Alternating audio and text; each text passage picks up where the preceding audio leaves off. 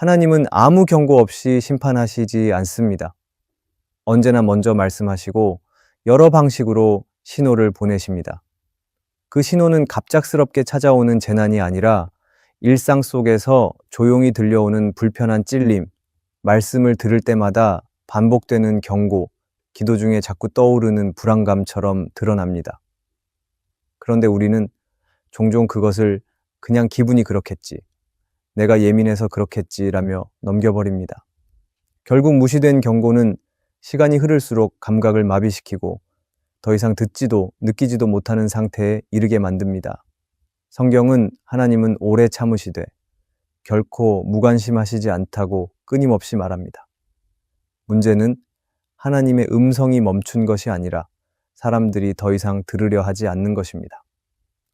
오늘 우리는 하나님께서 주시는 영적인 경고를 무시하지 않고 민감하게 반응하는 마음을 다시 회복해야 합니다. 지금의 무관심이 나중에 무너짐이 되지 않도록 작고 반복되는 하나님의 사인을 놓치지 않는 믿음의 태도를 다시 세워야 합니다.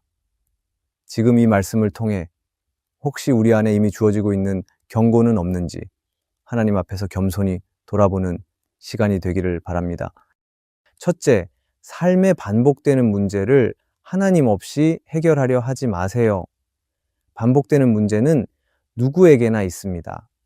가족 안에서 반복되는 갈등, 자녀 문제, 재정적인 압박, 해결되지 않는 건강의 어려움처럼 삶에 주기적으로 찾아오는 무게들이 있습니다. 처음에는 하나님께 간절히 매달립니다. 기도하고 말씀을 붙들고 믿음으로 버텨보려 합니다. 하지만 시간이 지나도 뚜렷한 변화가 없을 때 마음은 점점 지치고 불안해집니다. 그러다 어느 순간부터는 하나님께 묻기보다 스스로 해결책을 찾으려는 쪽으로 방향을 바꾸게 됩니다. 이때가 바로 조심해야 할 지점입니다. 겉으로는 열심히 움직이고 있는 것 같지만 실제로는 하나님 없이 문제를 처리하려는 태도가 깊어지고 있을 수 있습니다. 그럴수록 우리는 점점 기도의 자리에서 멀어지고 하나님께 묻기보다는 내 생각과 계획으로 문제를 판단하게 됩니다. 그런데 문제는 바로 그때부터 더 복잡해지기 시작합니다. 왜냐하면 하나님께서 허락하지 않으신 방법으로 하나님 없이 문제를 풀려고 하기 때문입니다. 성경은 분명하게 말합니다. 너는 마음을 다하여 여호와를 신뢰하고 네 명철을 의지하지 말라. 이 말씀은 생각을 하지 말라는 말이 아닙니다. 하나님께서 주신 지혜와 판단력은 소중한 도구입니다. 하지만 하나님을 배제한 판단은 신앙이 아니라 자기 확신이 됩니다. 반복되는 문제일수록 더욱 하나님께 나아가야 합니다. 반복된다는 것은 우리가 아직 배우지 못한 부분이 남아있거나 하나님이 더 깊은 자리로 이끄시려는 뜻이 있기 때문입니다. 이스라엘 백성도 광야에서 끊임없이 불평했습니다. 물이 없다고, 고기가 없다고, 더운 날씨가 견디기 힘들다고 반복해서 원망했습니다. 하나님은 그때마다 공급해 주셨지만 백성들은 여전히 하나님을 신뢰하지 않았습니다. 문제보다 더 큰 문제는 그들이 하나님 없이 문제를 해결하려 했다는 데 있습니다. 심지어 금송아지를 만들어 그 앞에 절하며 스스로 종교를 만들기까지 했습니다. 그들의 진짜 실패는 배고픔이 아니라 하나님을 의지하지 않으려는 태도였습니다. 우리도 삶에서 같은 어려움이 반복될 때가 있습니다. 처음엔 하나님을 찾다가도 나중에는 계획과 계산, 사람과 방법의 마음을 뺏깁니다. 그때 우리 안에 조용히 작동하는 생각은 이것입니다. 하나님은 너무 느리시니까 내가 먼저 움직여야겠어. 하나님은 침묵하시니까 내가 알아서 판단해야겠지. 이런 마음이 계속될수록 믿음은 흐려지고 하나님과의 관계는 멀어집니다. 그러면 어느 순간부터 기도하는 것도 불편해지고 말씀을 읽어도 마음에 들어오지 않습니다. 신앙은 유지되지만 생명력은 사라져 갑니다. 어떤 사람은 말할지도 모릅니다. 하나님이 움직이지 않으시니까 내가 할 수 있는 만큼 해보는 거잖아. 그게 뭐가 잘못이야? 하지만 그 물음에 되물어야 합니다. 그 방법을 시작하기 전에 하나님께 물어보았나요? 그 결정 안에 기도가 있었나요? 이 질문에 대답할 수 없다면 이미 우리는 하나님 없이 문제를 해결하려는 쪽으로 기울어져 있는 것입니다. 이게 반복되는 문제는 나를 지치게도 하지만 하나님을 더 깊이 경험할 수 있는 기회이기도 합니다.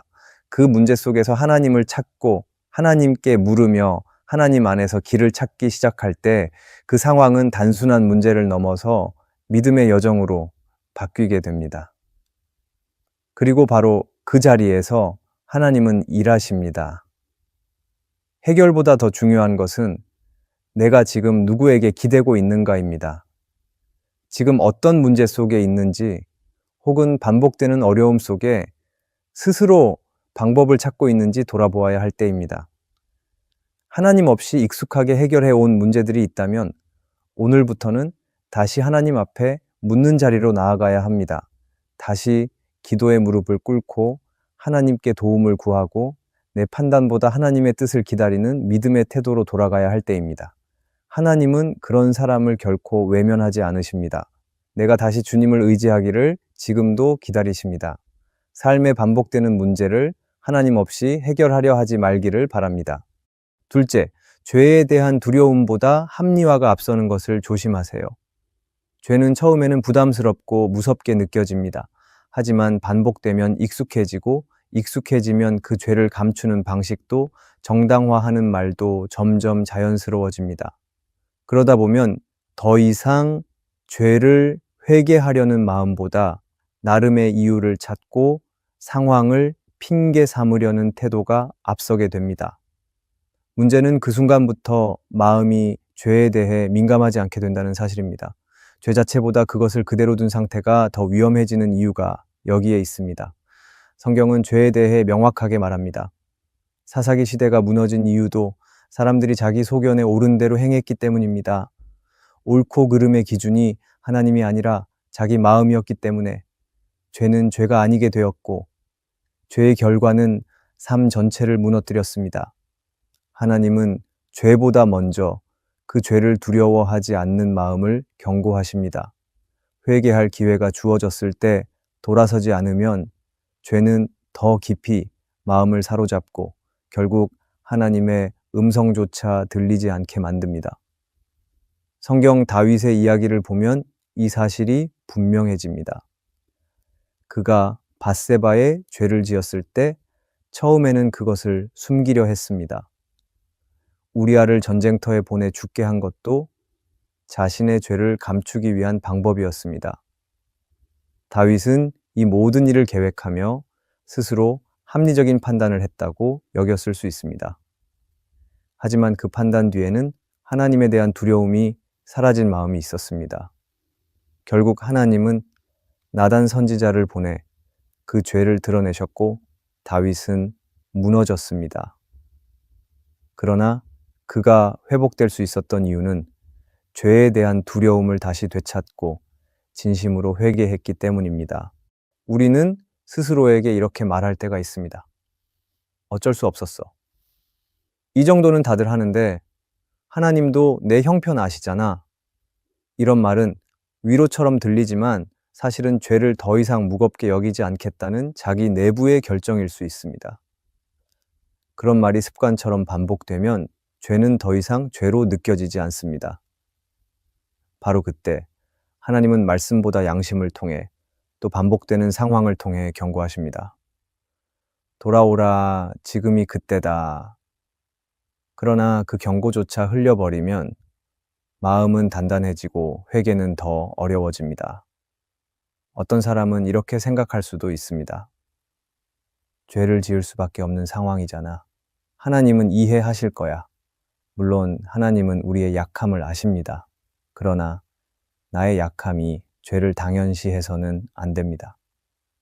하나님의 이해와 용서 사이에는 우리의 돌이킴이라는 응답이 필요합니다. 하나님의 용서는 돌이키는 자를 향해 열려 있으며 합리화는 그 문 앞에 스스로 등을 돌리는 행위일 수 있습니다. 지금 삶 속에서 죄에 대한 경고가 계속 들려오는데도 이 정도쯤은 괜찮겠지라고 넘기고 있다면 지금이 멈춰야 할 때입니다. 죄가 더 이상 무섭지 않다면 그 마음이 더 무서워졌다는 뜻입니다. 지금 느끼는 가벼움이 하나님의 침묵이 아니라 더 이상 마음이 반응하지 않는 신호라면 돌이켜야 할 때입니다. 하나님은 그런 사람을 결코 외면하지 않으십니다. 내가 다시 주님을 의지하기를 지금도 기다리십니다. 죄에 대한 두려움보다 합리화가 앞서는 것을 조심해야 합니다. 셋째, 신앙생활이 의무처럼 느껴지기 시작하는 것을 조심하세요. 신앙생활은 원래 기쁨과 감사에서 시작됩니다. 예배가 기다려졌고 기도 시간이 은혜였으며 말씀을 펴는 것이 설렘이었습니다. 그런데 시간이 흐르면서 어느 순간부터는 이런 기쁨이 점점 흐려지고 예배는 가야 하니까 가는 일이 되고 기도는 해야 하니까 하는 일이 되어버릴 수 있습니다. 신앙생활이 기쁨이 아니라 의무로 변해가는 순간이 찾아올 수 있습니다. 이 변화는 겉으로는 잘 드러나지 않습니다. 여전히 교회에 다니고 예배 자리에 앉아 있고 성경도 읽고 있습니다. 하지만 마음속에서는 더 이상 하나님과의 관계가 살아있다고 느껴지지 않습니다. 형식은 그대로인데 중심은 점점 무뎌지고 있습니다. 문제는 바로 그 상태가 영적인 위험이라는 점입니다. 하나님은 겉보다 중심을 보시기 때문에 그 중심이 점점 의무에 묶여가고 있다면 이미 경고는 시작된 것입니다. 팀 켈러는 탕부 하나님에서 이렇게 말합니다. 하나님을 섬기는 것이 사랑이 아니라 의무가 될 때 우리는 하나님을 아버지가 아닌 고용주로 대하게 됩니다.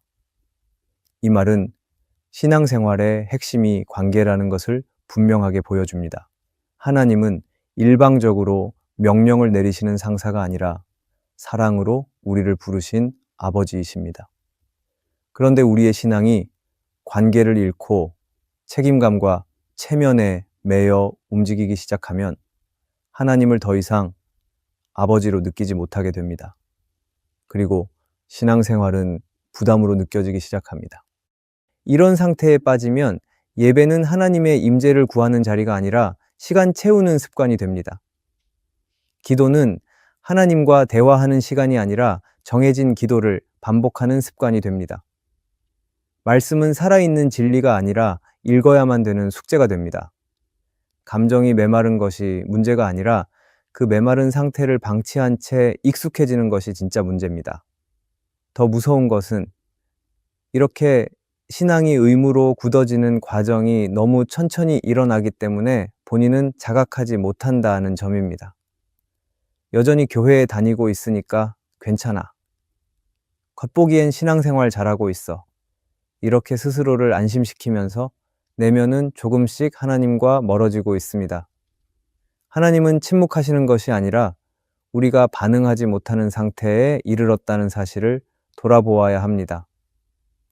이 상태를 바로잡으려면 먼저 그 사실을 인정하는 것부터 시작해야 합니다. 내 신앙이 지금 기쁨이 아니라 습관이 되었는지, 하나님을 향한 마음이 살아있는지 돌아보아야 합니다. 그리고 무엇보다 하나님과의 관계가 다시 살아나야 합니다. 더 많은 사역이나 종교적 행위가 필요한 것이 아니라 하나님 앞에 나 자신을 진심으로 드리는 시간이 회복되어야 합니다. 하나님은 형식이 아니라 마음을 원하십니다. 눈물이 없어도 괜찮습니다. 감정이 없어도 괜찮습니다. 하지만 그 안에 하나님을 다시 가까이 하고 싶은 마음이 있다면 하나님은 그 중심을 기쁘게 받으십니다. 억지로 드리는 예배가 아니라 진심이 담긴 작은 기도 한 줄이 하나님께는 더 깊은 예배가 됩니다. 그 마음을 회복하려 할 때 하나님은 다시 살아계신 분으로 우리 가운데 찾아오십니다. 신앙생활이 지겨워졌다면 그것은 하나님께서 지금 나를 다시 만나기 원하신다는 신호일 수 있습니다. 메마른 감정을 억지로 채우기보다 내 중심을 다시 하나님께 드려야 할 때입니다. 사랑이 빠진 관계는 오래 갈 수 없습니다. 그리고 하나님은 지금도 우리가 사랑으로 예배하기를 기다리고 계십니다. 하나님은 그런 사람을 결코 외면하지 않으십니다. 내가 다시 주님을 의지하기를 지금도 기다리십니다. 신앙생활이 의무처럼 느껴지기 시작하는 것을 조심해야 합니다. 넷째, 순종을 반복적으로 거부하지 마세요. 하나님은 말씀을 통해 우리를 인도하십니다. 때로는 성경 말씀을 통해, 때로는 양심의 찔림으로, 혹은 기도 중에 주시는 마음으로 방향을 제시해 주십니다. 그리고 우리가 그 뜻을 따르기를 기다리십니다. 하지만 순종은 말처럼 쉬운 일이 아닙니다. 손해처럼 보일 때가 많고, 타이밍이 안 맞는 것 같고, 감정이 따라주지 않을 때도 있습니다. 그래서 우리는 순종을 미루거나 못 들은 척하거나 나중에 하겠습니다 라며 뒤로 미뤄두곤 합니다. 문제는 이런 작은 거절이 반복되면 점점 하나님 말씀 앞에 반응하지 않는 사람이 되어간다는 사실입니다. 처음에는 마음이 찔리던 말씀이 어느 순간부터는 무덤덤해지고 순종을 밀어놓는 것이 습관이 되며 결국에는 하나님의 말씀이 삶에 영향을 주지 않는 상태에 이르게 됩니다. 하나님은 여전히 말씀하시지만 나는 더 이상 반응하지 않는 사람이 되는 것입니다. 사울 왕이 그랬습니다. 하나님께서 분명히 아말렉을 진멸하라고 명하셨지만 그는 부분적으로만 순종했습니다.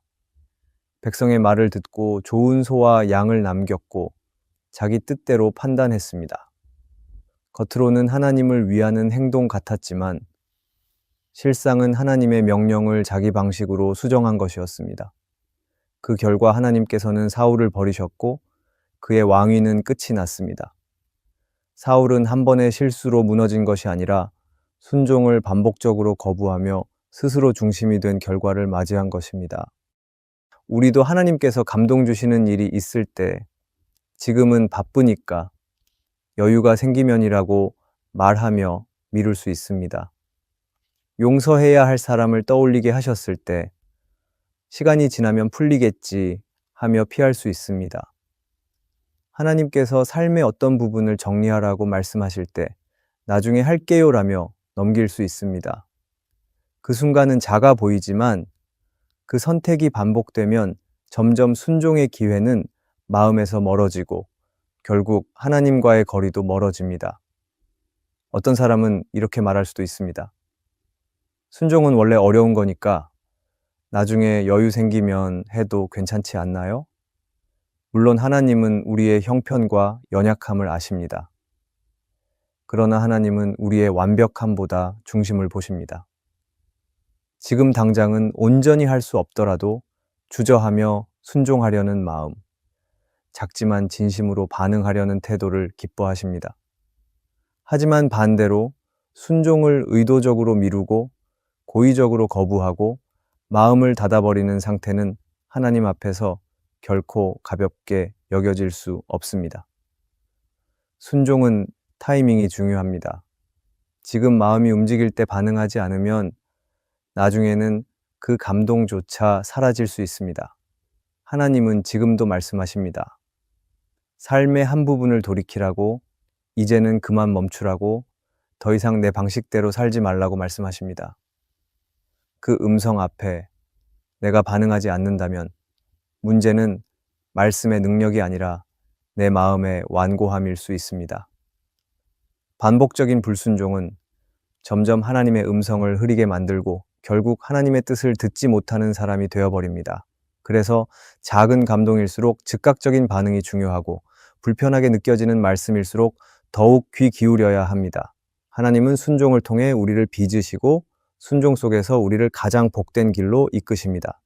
하나님은 그런 사람을 결코 외면하지 않으십니다. 내가 다시 주님을 의지하기를 지금도 기다리십니다. 순종을 반복적으로 거부하지 않기를 바랍니다. 하나님은 우리 삶 속에 계속해서 신호를 보내십니다. 반복되는 문제, 식어가는 마음, 눌리는 양심, 피하고 싶은 말씀 속에 하나님은 말씀하고 계십니다.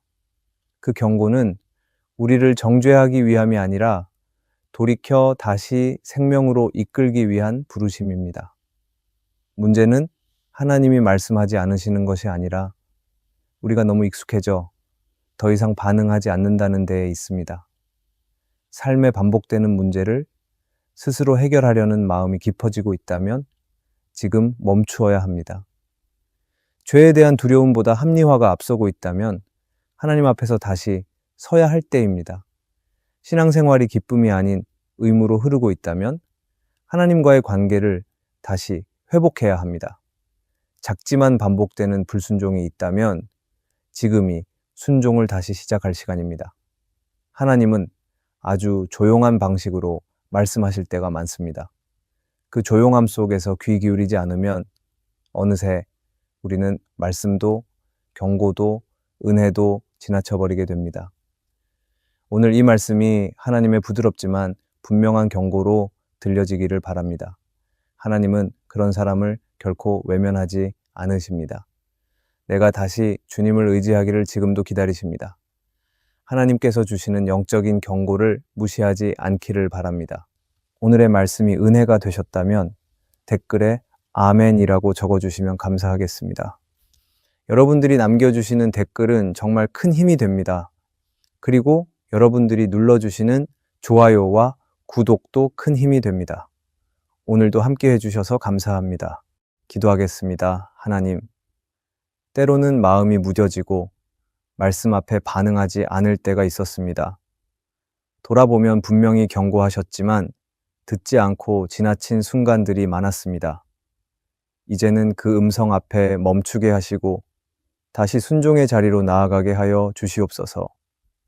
내 힘으로 해결하려 했던 문제 앞에서도 다시 주님의 뜻을 구하게 해주시옵소서. 말씀을 외면하지 않고 회개의 감각을 잃지 않는 믿음을 지켜주시옵소서. 예수님의 이름으로 기도합니다. 아멘.